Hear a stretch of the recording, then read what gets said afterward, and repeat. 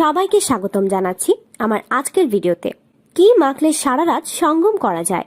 দর্শক, প্রতিদিন অঙ্গে সরিষার তেল মালিশ করলে কি হয় জানেন কি? অঙ্গে সরিষার তেল মালিশ করলে কি হয় এটা জানলে আপনি প্রতিদিন আপনার বিশেষ অঙ্গে সরিষার তেল মালিশ করবেন।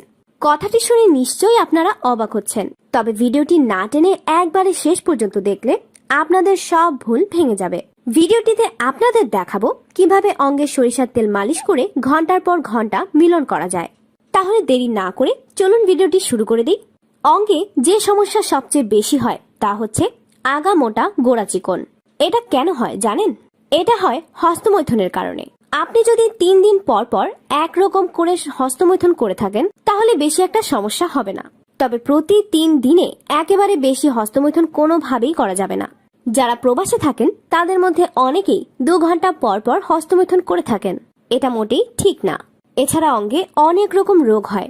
যারা বিভিন্ন হোটেলে বাজে মেয়েদের সঙ্গে সময় কাটান তারা সাবধান হয়ে যান, কারণ এসব জায়গা থেকে অনেক কঠিন ধরনের রোগের সংক্রমণ হতে পারে, যেগুলো একবার হলে আপনার জীবন শেষ করে দিবে। তবে এসব রোগ সহ হাজারো রোগের সমাধান পাবেন আপনি সরিষার তেল থেকে। এখন আমি আপনাদের বলবো সরিষার তেল কখন অঙ্গে ব্যবহার করবেন এবং কোন নিয়মে ব্যবহার করবেন সব আপনাদের এক এক করে বুঝিয়ে দেব। তবে আরেকটা কথা বলবো, যারা এখন পর্যন্ত আমার চ্যানেলটি সাবস্ক্রাইব করেননি তারা চ্যানেলটি সাবস্ক্রাইব করে পাশে থাকা বেল বাটনটি বাজিয়ে দিন। সাধারণত সরিষার তেল কিন্তু আমরা রান্নার কাজে ব্যবহার করে থাকি, অনেকে আবার শরীরে ব্যবহার করে। বেশিরভাগ ক্ষেত্রে ছোট ছোট বাচ্চাদের গায়ে সরিষার তেল মালিশ করা হয়ে থাকে।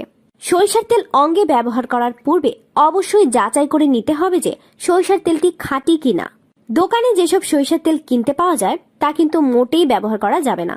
খাঁটি সরিষার তেলের মাঝে এমন কিছু উপাদান আছে যা আপনার অঙ্গের জন্য অনেক উপকারী, তবে তেলটি কিন্তু ঘানিতে ভাঙা খাঁটি সরিষার তেল হতে হবে।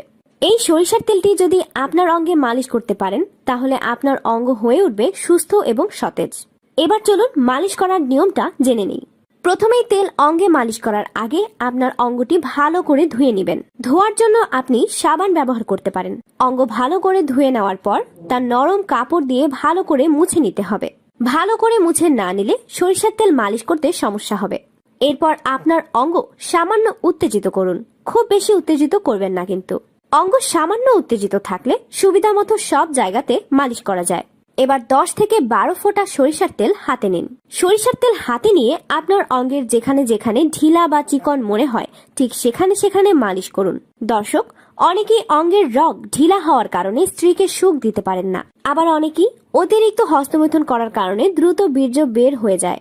যারা নাকি অনেক টাকা পয়সা নষ্ট করেও ফল পাচ্ছেন না তারা এই সরিষার তেলটি মালিশ করে দেখতে পারেন, তবে কোনোভাবেই অঙ্গের ছিদ্রের মাঝে তেল প্রবেশ করতে দেওয়া যাবে না। এই বিষয়টি ভালোভাবে লক্ষ্য করবেন, কারণ খাঁটি সরিষার তেলে অনেক ঝাঁজ থাকে। অঙ্গের ছিদ্রের মাঝে এই ঝাঁজ চলে গেলে কিছুটা সমস্যা হতে পারে।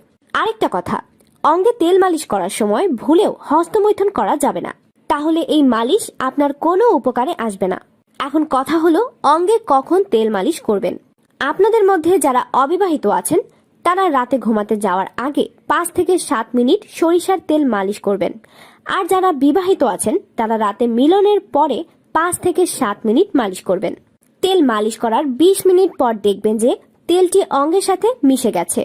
তবে তেল মালিশ করার পর অঙ্গ ধুয়ে ফেলবেন না, বরং এভাবেই রেখে দিবেন। পরের দিন গোসলের পর আপনার অঙ্গটি ভালো করে ধুয়ে ফেলবেন। বিবাহিতদের বলছি, তেল মালিশের পর আপনারা সহবাস করবেন, তাহলে কিন্তু যেই লাউ সেই কদুই হবে। তেল মালিশে কোনো কাজ হবে না। সব সময় সহবাসের পরে মালিশ করে ঘুমিয়ে যাবেন। আমাদের দেশের অধিকাংশ ছেলেরা বা পুরুষেরাই তাদের বিশেষ অঙ্গের সমস্যা নিয়েই চিন্তিত। আপনি চাইলে ভিডিওটি আপনার ফেসবুক অ্যাকাউন্টে শেয়ার করতে পারেন। আপনার একটি শেয়ারে হাজারো ছেলেকে তাদের নতুন জীবন ফিরিয়ে দিবে।